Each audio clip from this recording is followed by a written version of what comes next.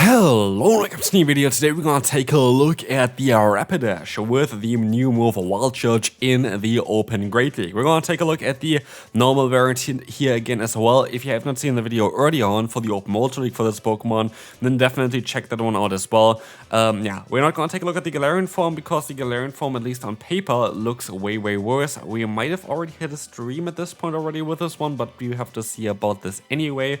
But anyway, thanks everyone who were battling me today here. We're going to have, of course, some test battles here against people from Twitter. Thanks so much for that. They were like, knew what I was running anyway, but that is totally fine as well. So it might be a bit more difficult for Rapidash to shine here than actually when you go into Open Great League battles. But still gonna showcase a bit of those matchups forward. One big issue, of course, for this Pokemon is that I feel like it is going to be the worst time of using it. Like, not really saying that the Pokemon itself is bad or anything like this. You're gonna see it here today as well. This Pokemon had a lot of potential, was sweeping a lot of teams and was a lot of fun to run. But maybe the timing of this Pokemon after now basically having the best fast move in the game being Mud Slap, as you're gonna see here already, is a bit of a trickier one. Like, that is something I have to say. Something that's also a bit of trickier one is currently the lag. Also, currently there's a a regional tournament going on in Baltimore, where I'm looking at the stream as well a little bit while doing the battles, and they have the same issues there. There were a lot of replays already where they had to try to redo battles. It is kind of definitely an alarming situation for Pokemon Go PvP. It's not like something that's only for like other people, but also some people in my comment section mean like, oh, I don't have any issues at all. Those were all like, also they said it as well, they were iOS users. For the Apple users, it's not as bad. But anyway, we want to take a look here a bit more at the team. Don't want to rant about something that I cannot change myself anyway, but we're going to have here a great lead for us. We're going to have the Chestnut. Chestnut is going to be a Pokemon that's going to fear the double super effective aerial ace that we have on our lead of the Superior. Of course, Superior is meant to be our answer for Mud Slappers. We're going to have the Sasop of Dunsparce, which is going to be great in order to beat those flying type Pokemon, which you can also now beat with the Wild Charge variant of our Rapidash. And so this team itself, I feel like, is one of the best ones that you can run around Rapidash, and it definitely made a lot of sense and looked like a lot of fun. There are, of course, teams that are going to completely hard counter you, like double Mud Step teams and stuff like this.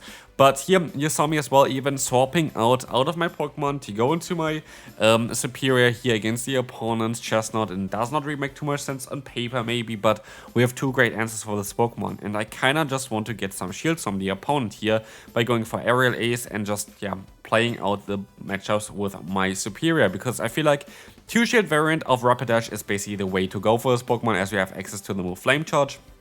But not only this, we are actually going to be able to catch a move here as well, which kind of completely seals the deal. Like, there's nothing the opponent can do here to come back from this one.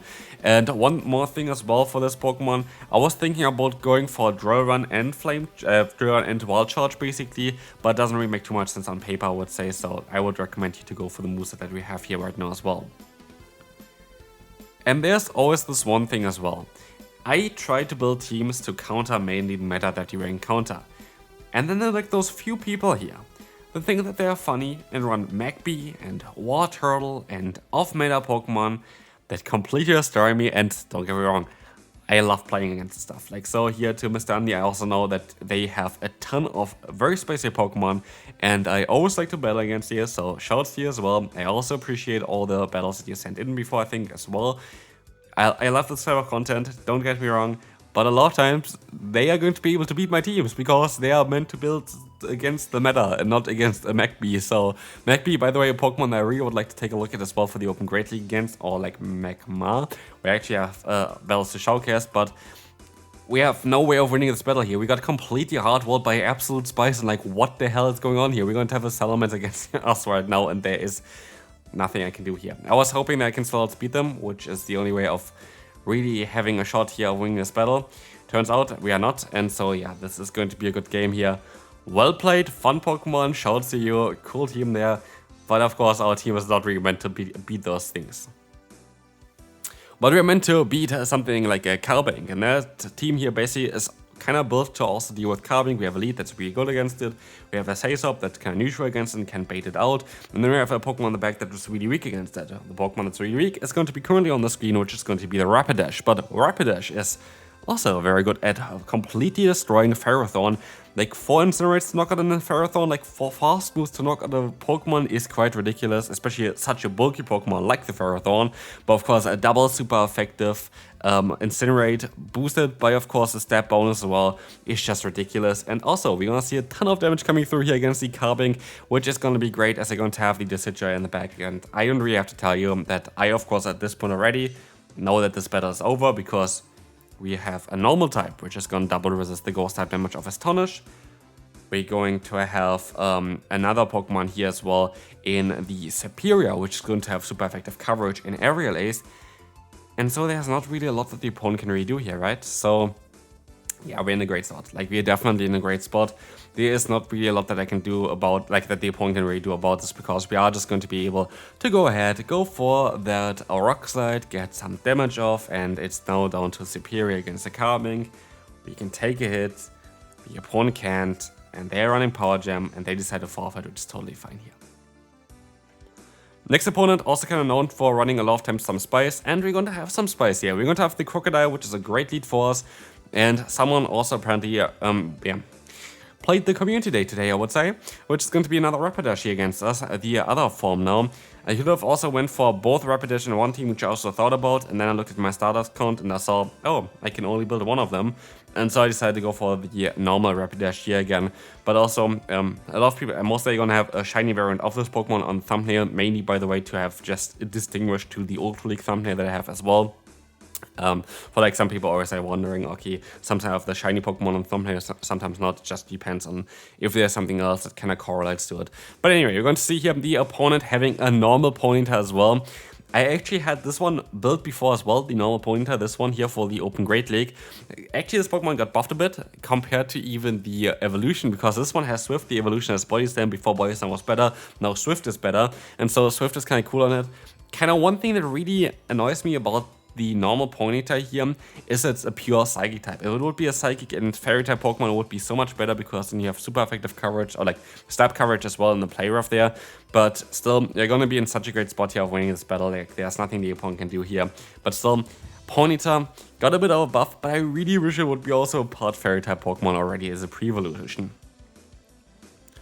Next opponent, great lead for us. We're going to have the Azumarill against us in lead, and it's going to be a Charger Bug swapping into us, which we can now try to retaliate against with our fast move of Incinerate. And we don't really need to go for a charge move here, because, oh, look at this, 2 more Incinerate is all we take. And so the opponent is now going to be in a spot where they have to deal with a Rapidash with 2 charge moves stored. And of course they have a Azumarill, but of course also Wild Charge is going to be doing quite some decent damage here. And so we can even go for another fast move, another charge move, and gonna get the shield or the knockout against the opponent. And then they're gonna be at 1 Pokemon, or same shields as we are at. And so we're in a great spot. In comes Fortress, and you might think, oh, that is going to be a very tough battle. You're going to have a Steel and Bug type against a Grass type Pokemon. What are you going to do here? Fortress is a bit of a special case. Fortress usually has quite a lot of options as a charge move, but all of those options are usually quite bad against Grass type Pokemon. Before, you were running Backbite as a fast move, but of course now with the Volt Switch being added to the game, or like to this Pokemon here, this is not going to be the ideal fast move choice anymore. And that's going to change quite a bit. Here also, if I would have got the move off, that would have been quite lucky for us, or quite nice for us. But it doesn't really matter, we know already at this point anyway that we're going to be able to win the battle. But for sure, the change there to not having Bug Bite anymore, not really having any Bug type coverage, gonna make you way weaker against Pokemon like the Superior. And at this point we can just play it out. Oh, they're gonna go for the Earthquake, that's great for them. I can go for another shield here as well. We're gonna be able to win this battle. And a shout out to the opponent here as well. I know that we battle a lot and I know that I lose mainly, but at least I got you back here, so good game there. And I'll definitely appreciate all the battles we always have. Next opponent, we're going to have Malamar in the lead. That's going to be a very interesting choice here, as the opponent is going to have access to Foul Play as well as the Superpower. Those moves are going to be both neutral here and both going to hit quite hard, but you know what's also going to hit quite hard? Our Frenzy Planet, which is going to hit the opponent here now for some very nice damage. We can try to go for another Aerial Ace as well. This is going to be enough to get the knockout if they let the move go through, but they decide to not do this, and I decide to try to farm them down here with our Rapidash, but sadly we need 2 fast moves, but luckily the opponent goes for a charge move here at a pretty bad timing, allowing us to get a free fast move in.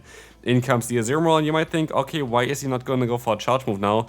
Because the opponent apparently got like one free fast move somewhere, or like one free turn, and now we don't have a CMP type, which is really annoying. But the opponent is going to be able to catch the move now on the Clodsire, which is actually ideal for us, because now we can do some neutral damage, and they didn't catch the Wild Charge of us, which is kind of cool. But we can go to our dance boss now, and we can go for the drill run. And here's the thing as well.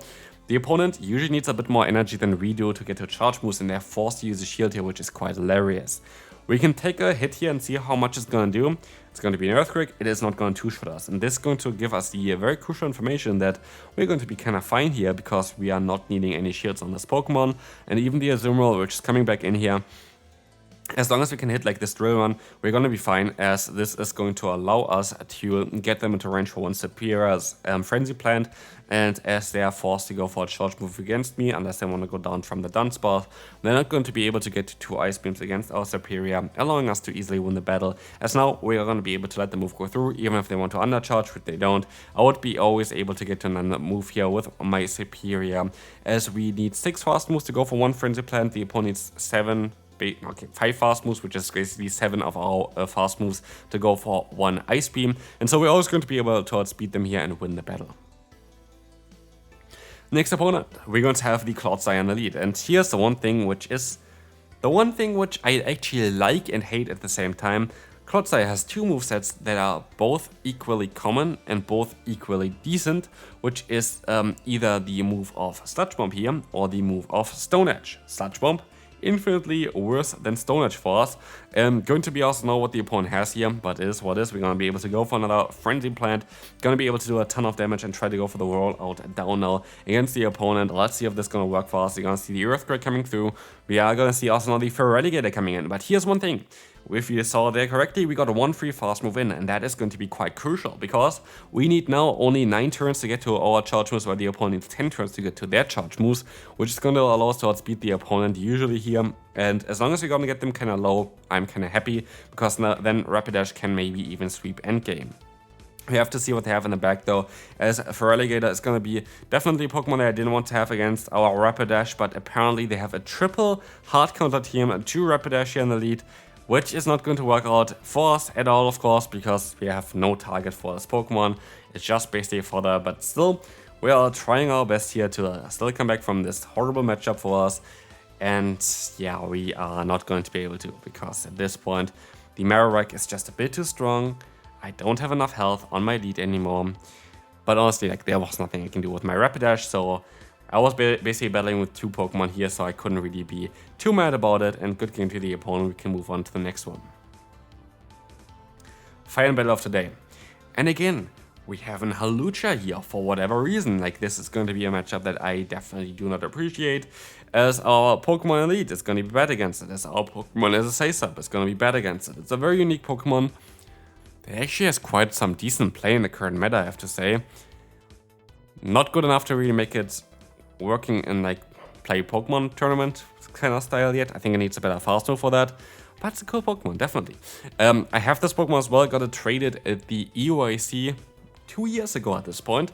Kinda maybe I should start doing some tournaments again. Maybe I will, who knows. But yeah, definitely gonna be something that you might be able to get at your tournaments as well, from either like the people that were at Mexico or whatever, but in general, like if you go to like those Pokemon tournaments, there are people from all over the world coming towards them, and you're going to be able to get most of the regionals there, so that's going to be definitely something interesting for sure. We're going to be able to go for one Rock Slide against the opponent.